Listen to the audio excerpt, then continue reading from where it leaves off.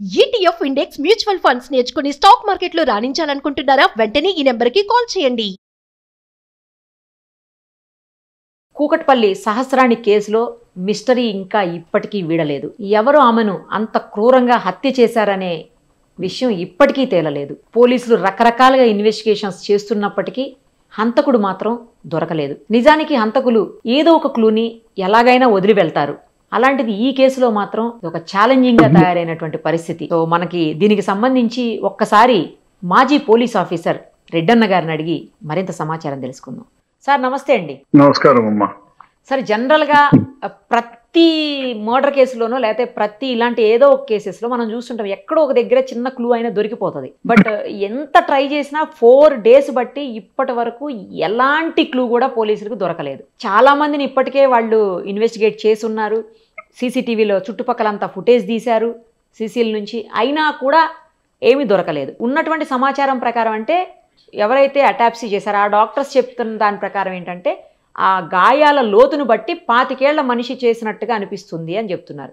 అసలు ఎలా జరిగి ఉండొచ్చు, మీరేమనుకుంటున్నారు సార్ మీ ఎక్స్పీరియన్స్ ప్రకారం? ఎందుకంటే మీరు కూడా పోలీస్ ఆఫీసర్గా పనిచేశారు కాబట్టి మీ ఎక్స్పీరియన్స్ ప్రకారం ఇంత ఛాలెంజింగ్ కేసు ఎప్పుడన్నా మీ లైఫ్లో చూసారా? ఇది అసలు ఎలా సాల్వ్ అయ్యే అవకాశం ఉంది? అక్కడ గాయాలను బట్టి మీకేమనిపిస్తుంది? దేంతో చంపుండొచ్చు అనిపిస్తోంది? ఛాలెంజింగ్ కేసులు అయితే చాలానే చూసాం కానీ బట్ ఒకటి, పోలీసులు అయితే దేవదూతలు గారు లేదా పైనుంచి దిగొచ్చిన యక్షకులు గంధర్వులు కాదు. కాబట్టి వీళ్ళు మనుషులే. కాకపోతే అతీత శక్తులు లేకపోయినా అతీతమైనటువంటి సౌకర్యాలు ఉన్నాయి ఇప్పుడు పోలీసులకి.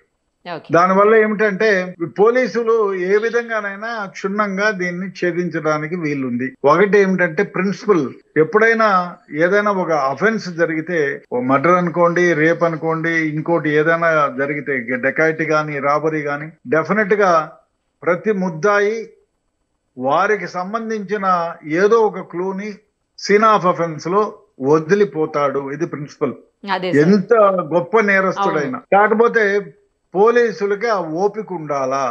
ఓపికగా ప్రతి ఒక్కటి క్షుణ్ణంగా ఎగ్జామిన్ చేస్తే దీనికి ఆ ముద్దాయికి సంబంధించిన ఏదో ఒక ఆనవాళ్ళు దొరికి తీరుతుంది. కాకపోతే ఇవాళనా రేపా 10 రోజుల తర్వాతనా అనేది కష్టం. చాలా కేసుల్లో, మేము చేసిన కేసుల్లో కూడా 3 months తర్వాత వచ్చినవి ఉన్నాయి. అంతెందుకు, ఈ నందరాజు గౌడ్, పాపయ్య గౌడ్, శ్రీనివాస్ గౌడ్ జరిగిన మర్డర్ కేసులో లోకల్ పోలీసులో కేఎస్ఎన్ మూర్తిని ఫేమస్ డీసీపీ, ఆయన డిఐజీగా ఉన్నప్పుడు పెద్ద పెద్ద కేసులు సాల్వ్ చేసినాడు. ఆయనకి ఇచ్చినాడు 4 నెలలు, ఏమీ కాలేదు. తర్వాత నేను సిఐడిలో ఉన్నాను, నాకు ట్రాన్స్ఫర్ చేశారు ఆ కేసుని. మాకు కూడా చెప్తామే ఏదో ఒక రకంగా వెతకపోయిన తీగ కాలికి తగిలినట్టు, అదే విధంగా మాకు అతి కష్టం మీద మా దగ్గరకు వచ్చిన 2 నెలల తర్వాత మాకు దొరికి కరెక్ట్ గా మొత్తం ఇంట్రాగేషన్ చేసి ఇన్వెస్టిగేషన్ లో ఏమేమి లైనింగ్స్ ఉన్నాయో అన్ని చేసేటప్పటికి మాకు 2 months పట్టింది. మొత్తం ముద్దాయిల్ని అరెస్ట్ చేశాము. అందులో కొందరు పోలీసులపై తిరగబడితే ఎన్కౌంటర్ అయ్యారు. కొందరు పాకిస్తాన్కు పారిపోతూ, జైల్లో నుంచి పారిపోయి పాకిస్తాన్ వైపు పోతుంటే అక్కడ వాళ్ళని కాల్ చేశారు. మిగతా వారికి జైలు ఉరి శిక్ష రాలేదు, కానీ వాళ్ళకి మాత్రం జైలు శిక్ష 10 ఏళ్ళు లైఫ్ పడింది, 3-4. సో ఆ విధంగా ఇవాళే అయిపోయింది ఈ కేసు అనడానికి లేదు.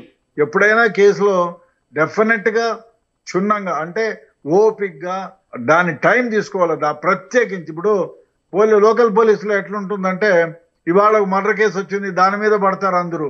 10 రోజులు అయిపోతే ఇంకా ఇంపార్టెంట్ కేసు వచ్చిందంటే దాని మీద పడతారు. దానివల్ల ఒక 4-5 నెలలు పోతే దీనిపైన కాన్సన్ట్రేషన్ తగ్గిపోతుంది. అది కాకుండా స్పెషల్గా ఒక 2-3 టీములను పెట్టి అదే పనిగా ఓపిక్గా ఇంట్రాగేషన్ చేసి, ఇన్వెస్టిగేషన్ చేసి, సీన్ ఆఫ్ అఫెన్స్ లో క్షుణ్ణంగా పరిశీలించి చేస్తే డెఫినెట్ గా ముద్దాయిలు దొరికి తీరుతారు. కాకపోతే కష్టపడాలి. అన్ని వాళ్ళ దగ్గర ఉన్న ఛాయశక్తులన్నీ ప్రయత్నం చేస్తే ముద్దాయి దొరకకుండా పోయేటువంటి ప్రసక్తే లేదు. రైట్. మీకు చూసినటువంటి అంటే అక్కడ మీరు సీన్ ఆఫ్ అఫెన్స్ చూసారు కదా, చూసినప్పుడు మీకేమనిపిస్తుంది? ఎలా చంపుండొచ్చు? అంటే ఏ రకమైనటువంటి ఆబ్జెక్ట్ తోటి అతను ఆమెని ఆమె మీద దాడి చేసి చంపే అవకాశం అంటే నేను క్లోజ్ గా అంటే బయట నుంచి కెమెరాలు పెట్టి చూసిందే కదా. అంటే ఇంకోటి పిఎం రిపోర్ట్ లో కొందరు చెప్పింది ఏమంటే పిఎం రిపోర్ట్ ప్రిలిమినరీ రిపోర్ట్ బయటికి రాలేదు, బహుశా కారణాలు ఏమో తెలియదు మనకి. సో వచ్చిండొచ్చు, లేదు విసిరా అవన్నీ పంపించారు కాబట్టి అన్ని వచ్చిన తర్వాత ఒకేసారి కలెక్ట్ చేసి పోలీసులకు పిఎం పోస్ట్ మార్టం రిపోర్ట్ ఇస్తారు కాబట్టి. అదే విధంగా ఈ ఈ ఇన్వెస్టిగేషన్ ఆ పిఎంఓ రిపోర్ట్ వస్తే మనకు తెలుస్తుంది. ఇప్పుడు మనకు తెలిసిన వ్యవహారం ఏమంటే sharp edged weapon, pen knife లాంటిది, చిన్న నైఫ్ లాంటిది, చిన్న అంటే మరి గొడ్డలో లేకపోతే పెద్ద కత్తో కాకుండా షార్ప్ ఎడ్జ్డ్ నైఫ్ లాంటి కత్తి, షార్ప్ ఎడ్జ్డ్ నైఫ్, దాంతో పొడిచినట్టు దాదాపు 3 నుంచి 4 ఇంచీ లోపలికి పోయింది గాయం కూడా, అంటే బలంగా పొడిచి ఉండాలి. ఆ ఇంజురీస్ అన్ని కూడా ఆమెకి లెఫ్ట్ సైడ్ అయ్యాయి కాబట్టి రైట్ హ్యాండెడ్ అనేటువంటిది ఒకటి. ఇంజరీస్ లెఫ్ట్ హ్యాండెడ్ అయితే ఎడం పక్క ఆమెకి మనకి ఆపోజిట్ లో ఉన్న వ్యక్తికి మనం లెఫ్ట్ హ్యాండ్ తో పొడిస్తే అవతల ఎదురుగా ఉండే మనిషికి ఆపోజిట్ సైడ్ లో పడతాయి. అదే విధంగా ఇంజురీస్ అన్ని కూడా రైట్ సైడ్ కే ఉన్నాయి కాబట్టి లెఫ్ట్ సైడ్ కే ఉన్నాయి కాబట్టి లెఫ్ట్ హ్యాండెడ్ తో పొడిచినట్టు, రైట్ హ్యాండ్ తో పొడిచినట్టు అనుకుంటున్నారు. అదే విధంగా అంటే అమ్మాయిని ఎట్టి పరిస్థితుల్లో బ్రతకనివ్వకూడదు, చంపేయాలి, బ్రతికితే మా గురించి అన్ని విషయాలు బయటికి తెలుస్తాయనే ఉద్దేశంతో చచ్చేంత వరకు పొడిచారు. కచ్చ తీరా పొడిచినట్టు అనిపిస్తా ఉంది. అయితే మొత్తానికి హంతకుడు అయితే దొరికే అవకాశాలు ఉన్నాయి, అంతే కదా సార్? ఇందులో కన్ఫర్మ్ డెఫినెట్ గా దొరుకుతాడు, ఇవాళ రేపా అని తెలియదు కానీ. బట్ పోలీసులు మాత్రం దీని గురించి ఎడతెరిపి లేకుండా ప్రయత్నాలు చేస్తూ ఉంటే 100కి 100 పాళ్ళు ముద్దాయి దొరికి తీరుతాడు. అదే విధంగా ఈ సీన్ కు కనెక్ట్ చేసే వెపను, ఆయన పొడిచిన వెపను, ఆయన వచ్చింది, ఇవన్నీ కూడా ట్రేస్ అవుతాయి. సీన్ ఆఫ్ అఫెన్స్ కి ఆయన వెపన్ దాచింది, వాడు బట్టలు ఉంటాయి, ఒకవేళ సబ్బు పెట్టి ఉతికినా కూడా బ్లూరే దాని కింద ఎగ్జామిన్ చేస్తే ఆ ట్రేసెస్ ఆఫ్ అవన్నీ ఉంటాయి. ఎంత సబ్బులు పెట్టి కడిగినా ఇంకా వాడు కాల్ చేస్తే దాన్ని ట్రేస్ చేయడం కష్టమవుతుంది. కానీ అలాగే మరకలు పడిన చెప్పులు ఉంటాయి, అవన్నీ కూడా ట్రేస్ చేయొచ్చు. కత్తి ఉంటుంది, దానిపైన ఫింగర్ ప్రింట్స్ ఉంటాయి, ఇవన్నీ కూడా ట్రేస్ చేయొచ్చు. కాకపోతే ఇన్వెస్టిగేషన్ పర్ఫెక్ట్ గా అదే పనిగా కూర్చొని ఇన్వెస్టిగేట్స్ ఓపిక్ గా చేయగలిగితే డెఫినెట్ గా ఉంటాయి. జనరల్ గా క్లూస్ టీమ్ వచ్చి అన్ని చెక్ చేసి తీసుకుంటారు కదా, క్లూస్ టీమ్ ప్రైమరీగా అసలు ఫస్ట్ ఏమేమి తీసుకుంటారు, ఏమేమి కలెక్ట్ చేస్తారు వాళ్ళు క్లూస్? హెయిర్ కింద పడిందా, బట్టలు, ఇప్పుడు అమ్మాయి పెనుగులాటలో వాడికి షర్టుకు బటన్ ఊడిపోయి ఉండొచ్చు, అదే విధంగా దారం, అలాంటి ఘర్షణ ఏం జరగలేదు అని మనం అనుకుంటాం. క్షుణ్ణంగా పరిశీలిస్తే ఉండొచ్చు. వాడి జుట్టు ఊడిపోయి ఉండొచ్చు. ఆ పొడిచేటప్పుడు పొడుచు బాబు అని ముందరకు పోదు కదా, ఆమె పోయడానికి ప్రయత్నం చేస్తుంది, జుట్టు పట్టుకోవడానికి ప్రయత్నం చేస్తుంది, షర్ట్ పీసు పట్టుకోవడానికి, ఏదో ఒకటి పట్టుకోవడానికి ఆపడానికి ప్రయత్నం అయితే చేస్తారు ఎవరైనా. అసంకల్పిత ప్రతీకార చర్య అంటారు దానికి. మనం చూడండి, ఎవరన్నా పట్టని ఎందుకు అంత రాయి వస్తే కళ్ళు మూసుకుంటాం తప్పమని, మనకు తెలియకుండా ఇన్వాలంటరీ గా జరుగుతుంది. ఇట్లాంటి చర్య ఏదో జరిగి ఉంటుంది.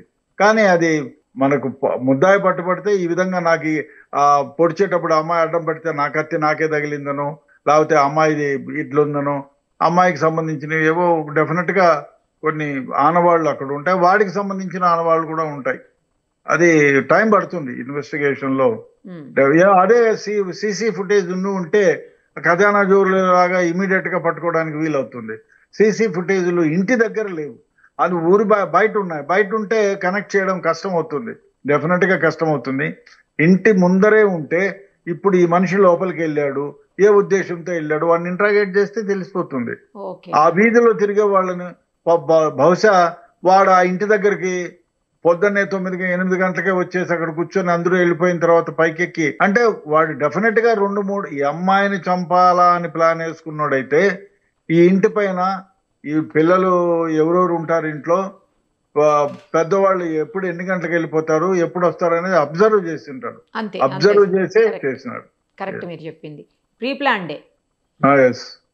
రైట్ సార్, చూద్దాం దొరకకపోతాడా మీరు అన్నట్లు, ఖచ్చితంగా దొరుకుతాడు. Thank you sir, thank you so much. Okay.